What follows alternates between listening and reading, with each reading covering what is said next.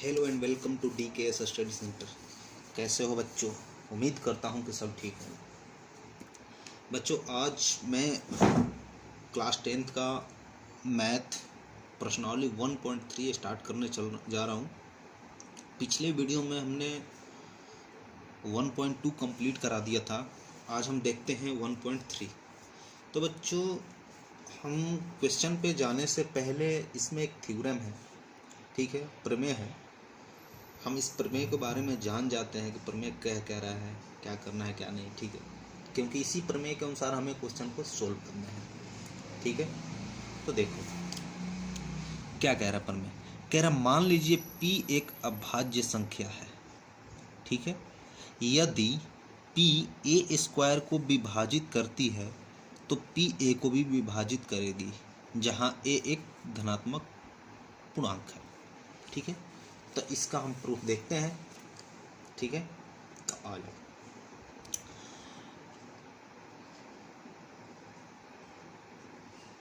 मान लो कि a है जिसका अभाज्य गुणांकन हमें इस प्रकार है P1 P2 and P3 dot dot Pn, ठीक है।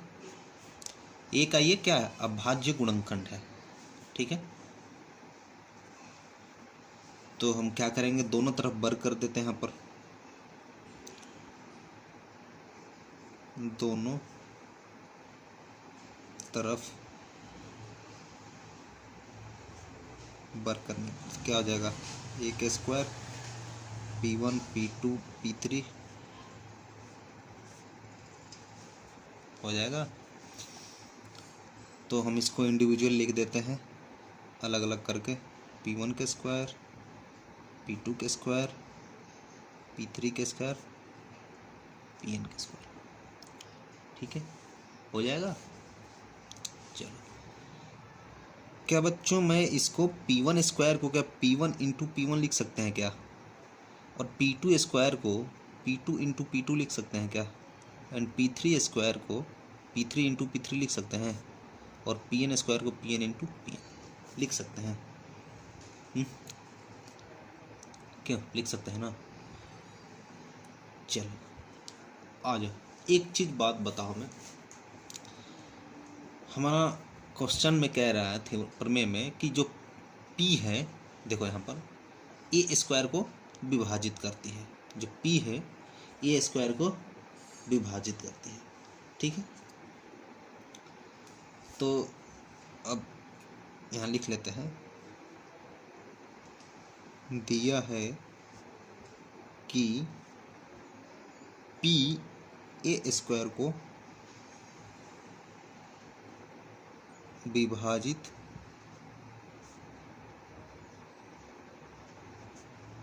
करती है, ठीक है, ये दे रखा है। तो प्रमेय के अनुसार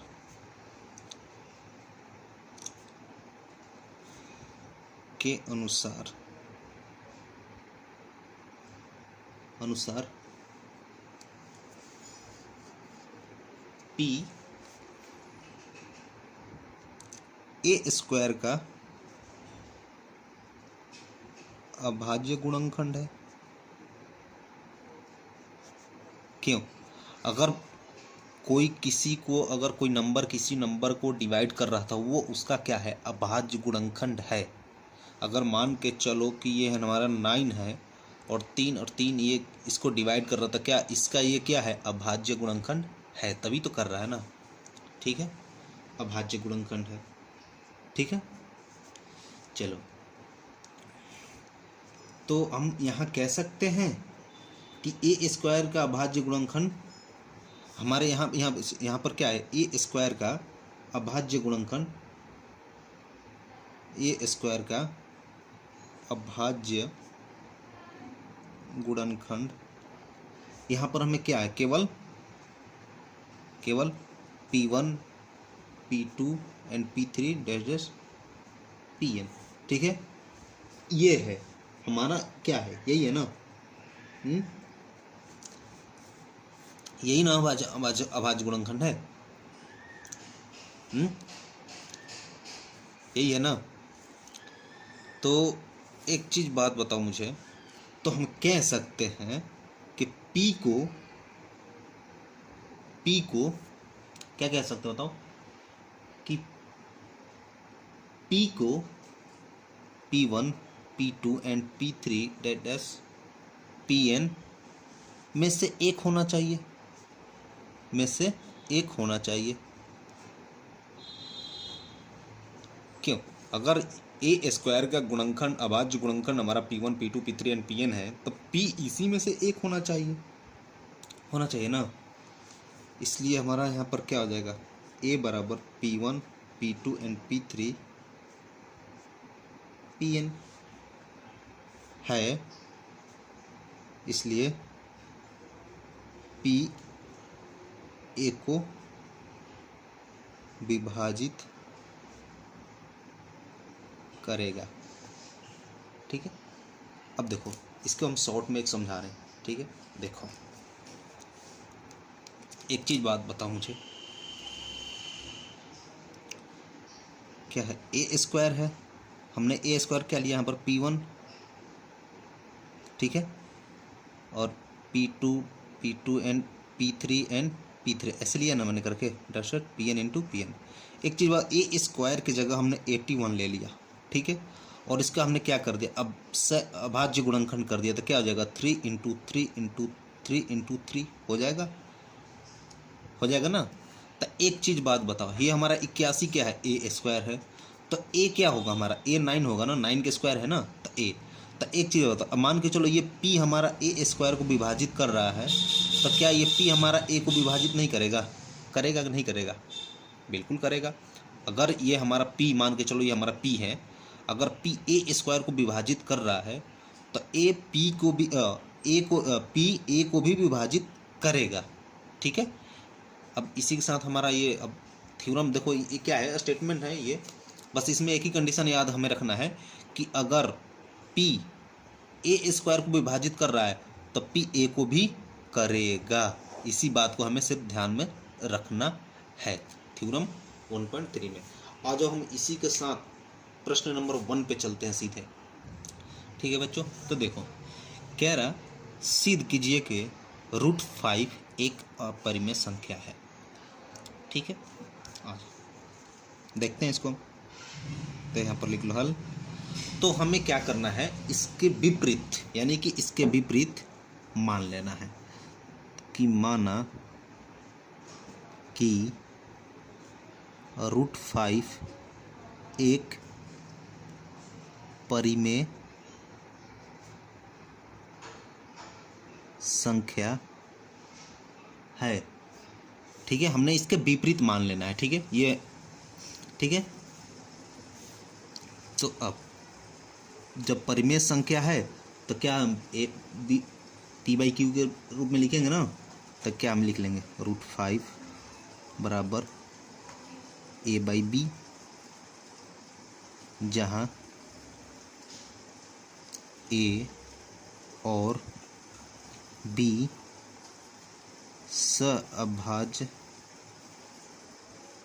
अभाज्य पूर्णांक है और B क्या 0 के बराबर नहीं होना चाहिए। ठीक है, तो क्या हम इसको ऐसे लिख सकते हैं क्या, ठीक है, दोनों तरफ वर्ग करने पर, तो क्या हो जाएगा,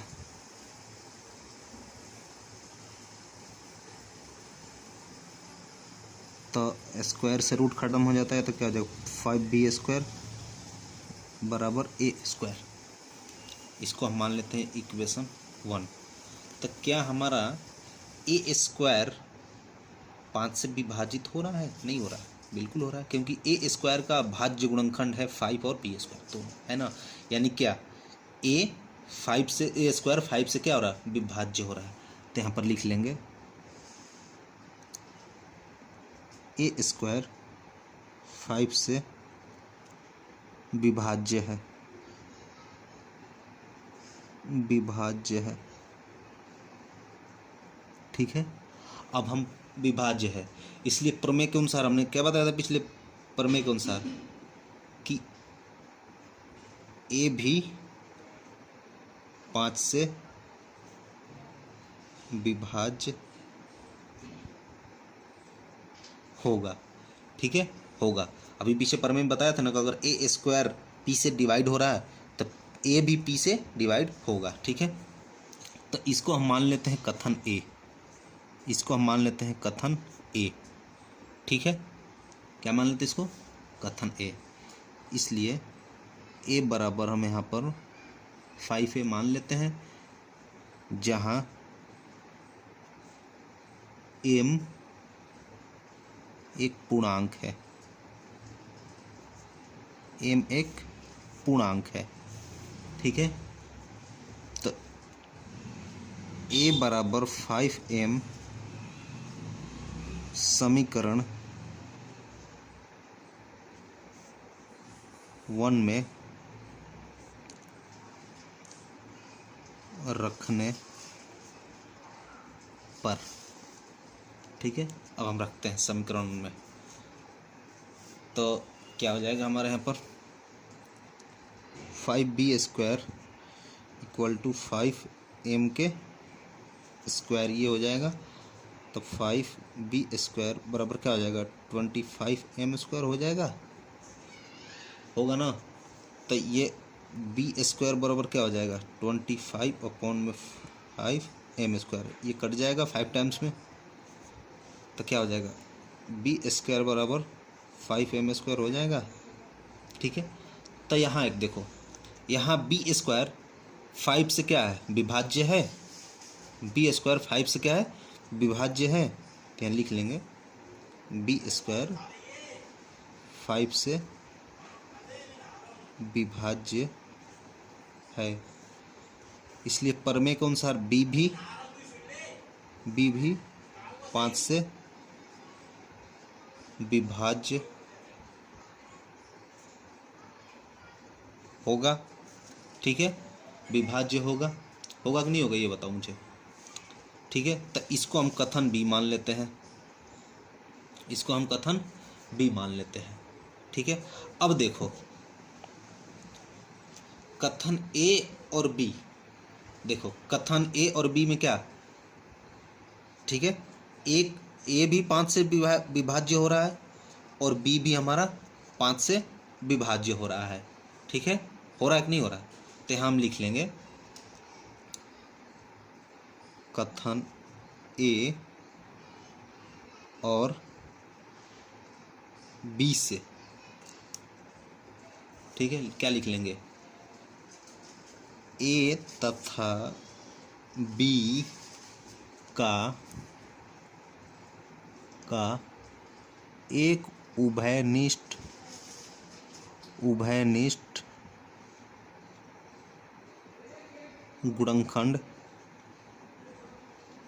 गुणनखंड 5 है, ठीक है। इसलिए a और b, इसलिए a और b सह अभाज्य पूर्णांक नहीं है, ठीक है, नहीं है। जब ये सअभाज्य पूर्णांक नहीं होगा, ठीक है, सअभाज्य पूर्णांक नहीं होगा तो हमारा क्या √5 क्या परिमेय संख्या नहीं होगा। जब ये परिमेय संख्या नहीं होगा तो क्या होगा हमारा अपरिमेय होगा ना, नहीं है। इसलिए √5 एक परिमेय संख्या नहीं है, अतः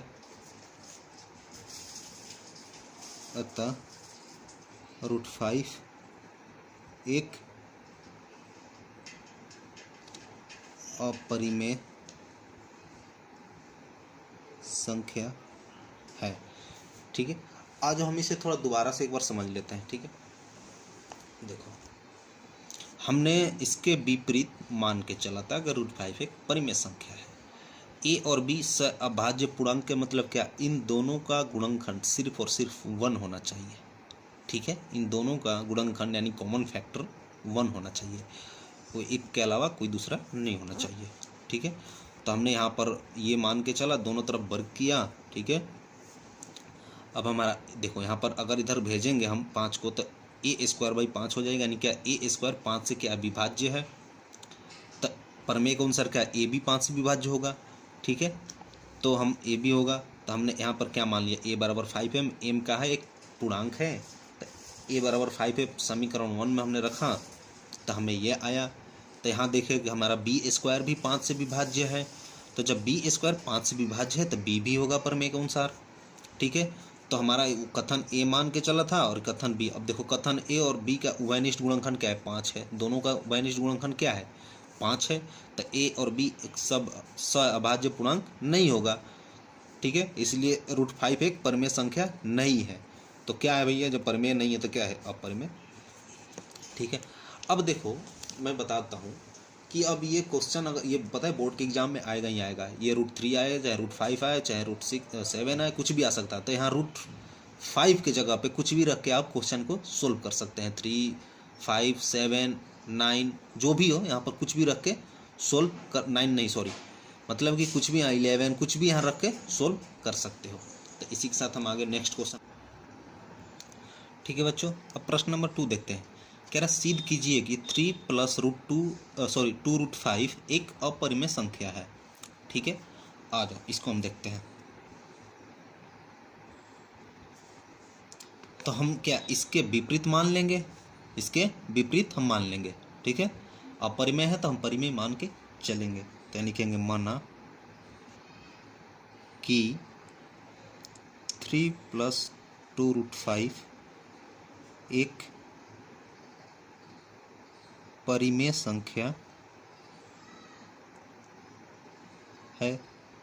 ठीक है, इसलिए 3 + 2√5 = a/b, जहाँ a और b सह अभाज्य पूर्णांक है तथा b ≠ 0। ठीक है, तो आ जाओ, तो हम क्या करते हैं यहाँ पर रीअरेंज करते हैं। यहाँ पर जो 3 है इस साइड हम भेजते हैं, तो क्या हो जाएगा, जब हम 2√5 3 को इधर भेजेंगे तो इधर प्लस में इधर आएगा तो क्या हो जाएगा, माइनस में हो जाएगा, तो a/b - 3, तो क्या हो जाएगा 2√5, इसके नीचे 1 छुपा है तो क्या हो जाएगा, इसका एलसीएम लेंगे तो b हो जाएगा, होगा ना, तो क्या हो जाएगा a - 3b हो जाएगा। ठीक है, तो यहाँ पर एक चीज़ बात बताओ, क्या हम इधर 2 इसके क्या √5 के क्या मल्टीप्लाई में जब इधर भेजेंगे तो क्या होगा, इसके भाग में आ गया ना इसके, तो हम इधर इसको भेज देते हैं √5 = a - 3b बटे में 2b। अब देखो, अब हमारा क्या है, ये तो हमारा p/q के रूप में आ गया, यानी कि ये परिमेय संख्या आ गया। तो हम लिख लेंगे क्योंकि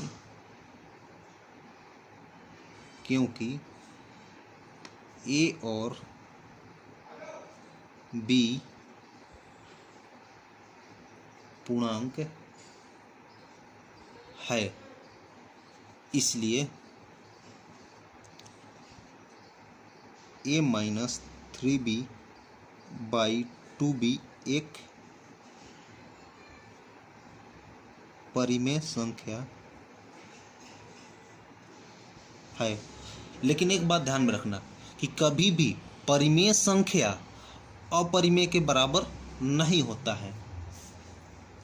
परिमेय संख्या है या फिर होगी, परिमेय संख्या होगी, लिख लो यहाँ पर होगी, लेकिन √5 एक अपरिमेय संख्या है, ठीक है। लेकिन हमने मान के क्या चला था कि ये पूरा को टर्म को क्या मान के चला था, क्या मान के चला था, ये परिमेय मान के चला था। √5 एक अपरिमेय संख्या है, अतः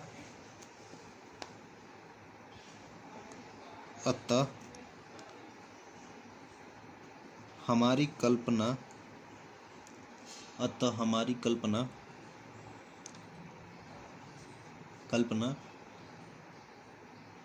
गलत है, जिससे यह सिद्ध होता है कि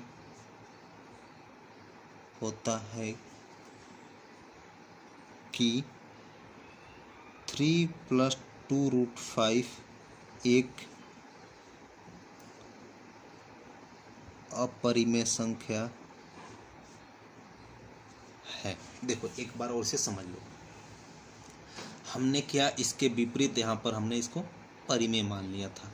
तो परिमेय का मतलब क्या, P/Q के रूप में, तो यहाँ पर A/B कर दिया, जहाँ पर A और B क्या है, सअभाज्य पूर्णांक है, ठीक है।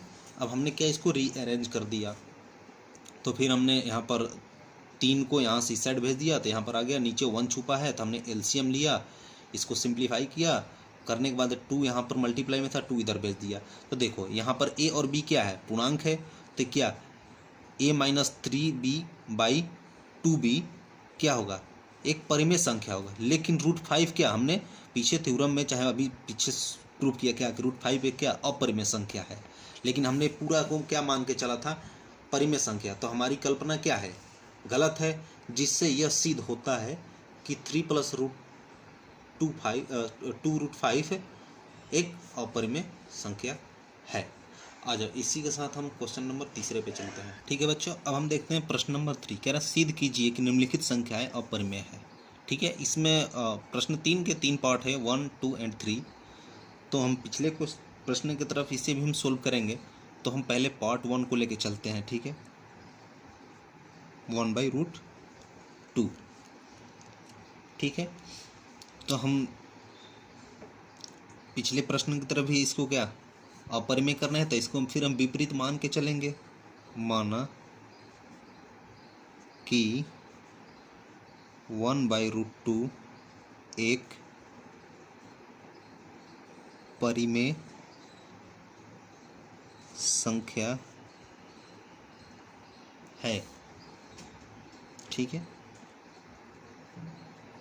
A/B जहाँ A और B सअभाज्य पूर्णांक है तथा B ≠ 0, ठीक है। क्रॉस मल्टीप्लाई करेंगे तो क्या हो जाएगा, B बराबर क्या हो जाएगा, √2a हो जाएगा ना। तो फिर हम क्या करेंगे, दोनों तरफ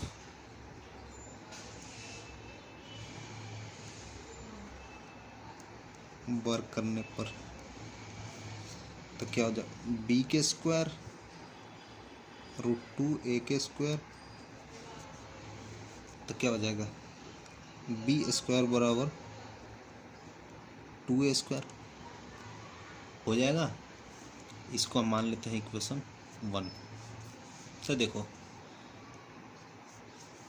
B² 2 से क्या विभाज्य है, अगर हम 2 को इधर भेजेंगे तो क्या आएगा, भाग में आएगा, इधर मल्टीप्लाई में तो क्या भाग में हो जाएगा। तो यहाँ लिख देंगे हम B²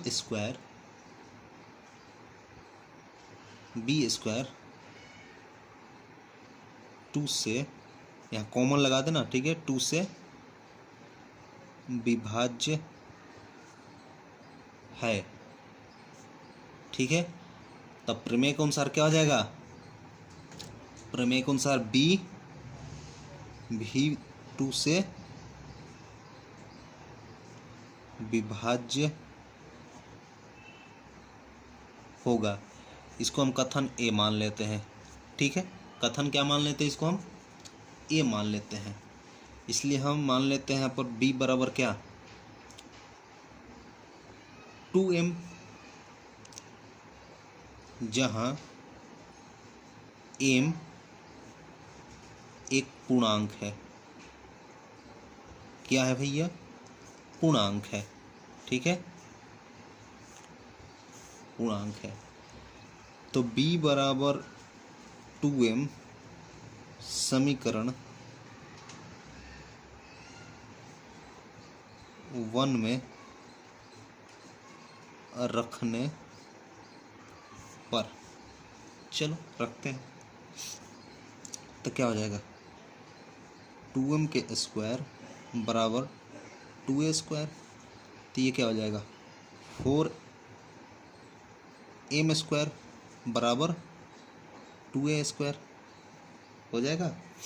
तो देखो ये अगर इधर हम भाग दे लेते हैं, चलो कोई बात ना, 4m स्क्वायर बाई 2, ठीक ना, बराबर क्या हो जाएगा a स्क्वायर, तो ये क्या हो जाएगा हमारा कटने के बाद 2m स्क्वायर बराबर a स्क्वायर हो जाएगा। तो हम इसके मान लेते हैं इक्वेशन 2। तो अब देखो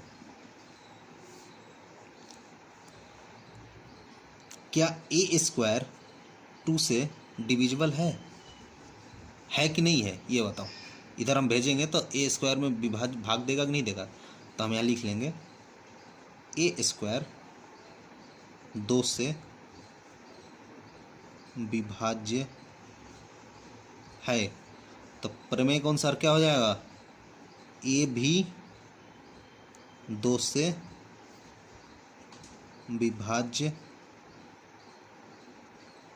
होगा। इसको कथन बी मान लेते हैं। ठीक है, अब देखो कथन ए और कथन बी से, ए भी 2 से विभाज्य है और बी भी 2 से विभाज्य है। तो यहाँ पर लिख लेंगे हम कथन ए और कथन बी से। कथन ए और बी से क्या हो जाएगा, कथन ए और बी से क्या हो जाएगा हमारा,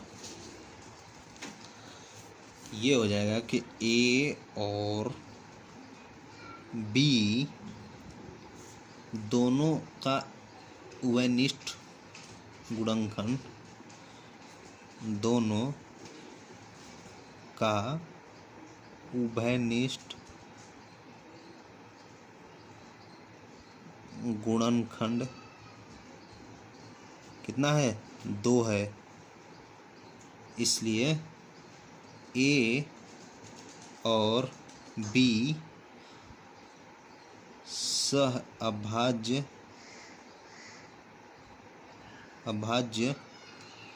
क्या पूर्णांक नहीं है, पूर्णांक नहीं है। जब सह अभाज्य पूर्णांक नहीं है तो 1/√2 एक परिमेय संख्या नहीं होगा। ठीक है, तो यहाँ लिख लेंगे 1/√2 एक परिमेय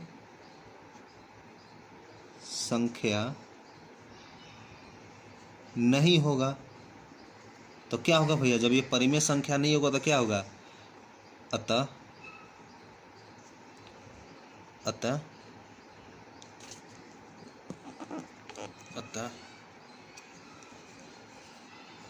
1/√2 एक अपरिमेय संख्या है। ठीक है, चलो अगर इसमें अगर कोई डाउट हो तो मुझे कमेंट करके ज़रूर बताना। ठीक है, आज अब हम इसके पार्ट 2 करते हैं, हम तीसरे के पार्ट 2 पे। ठीक है, कि दोबारा समझा दूं मैं इसे, चलो आज समझ लो, दोबारा समझ लो। हमने क्या किया, इसके विपरीत मान लिया कि ये क्या अपरिमेय करना था, तो हमने क्या विपरीत मान के परिमेय मान लिया संख्या। ठीक है, ए और बी सह पूर्णांक है तथा बी बराबर 0 है। हमने रीअरेंज किया यहाँ पर, सिंप्लीफाई दोनों तरफ वर्ग करने पर हमें ये मिला।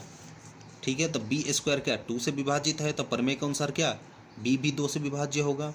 कथन ए मान लिया हमने इसको, तो बी बराबर हमने क्या यहाँ पर क्या मान लिया 2m। m क्या है, एक पूर्णांक है। बी की वैल्यू हमने इक्वेशन 1 में रख दिया, रखने के बाद हमें ये मिला, तो ये मिला तो हमें क्या, ए स्क्वायर क्या 2, देखा कि ए स्क्वायर भी 2 से विभाज्य हो रहा, जब ए स्क्वायर 2 से विभाज्य हो रहा तो ए भी 2 से विभाज्य होगा। ठीक है, हमने इसको कथन बी मान लिया। अब कथन ए और बी क्या कह रहा है कि ए भी 2 से विभाज्य हो रहा और बी भी, तो दोनों का उभयनिष्ठ गुणनखंड क्या हो जाएगा, 2 हो जाएगा।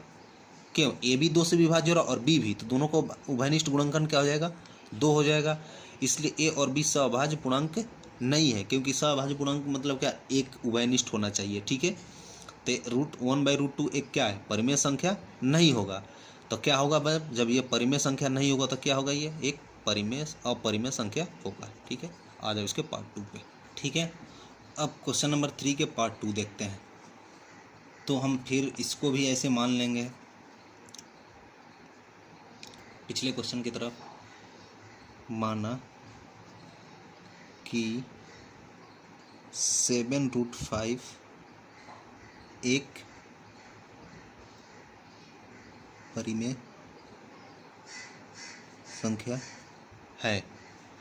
ठीक है, इसलिए 7√5 बराबर a/b, जहाँ a तथा b, a और b सअभाज्य पूर्णांक है तथा b is not equal to 0। ठीक है, तो क्या हम 7 इधर मल्टीप्लाई में इधर भेजेंगे तो क्या आ जाएगा, भाग में हो जाएगा। तो √5, ठीक है, क्रॉस मल्टीप्लाई करेंगे तो क्या हो जाएगा, a/7b हो जाएगा। अब देखो ये हमारा क्या है, p/q के रूप में आ गया। ठीक है, p/q के रूप में आ गया, तो ये हमारा p/q के रूप में जो आ जाता है वो क्या आता है, वो तो परिमेय संख्या हो जाता है। लेकिन √5 हमारा क्या है, यहाँ पर अपरिमेय संख्या है। तो यहाँ पर लिख लेंगे क्योंकि a और b पूर्णांक है, इसलिए a/7b एक परिमेय संख्या होगा। लेकिन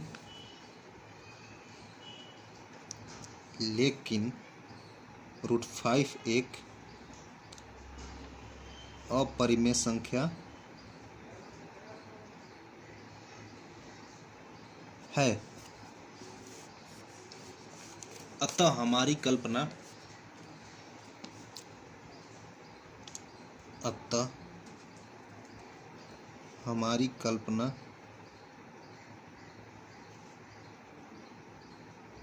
गलत है।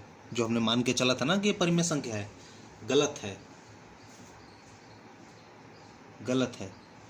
इस, ठीक है, अतः इससे ये गलत है। इससे यह सिद्ध होता है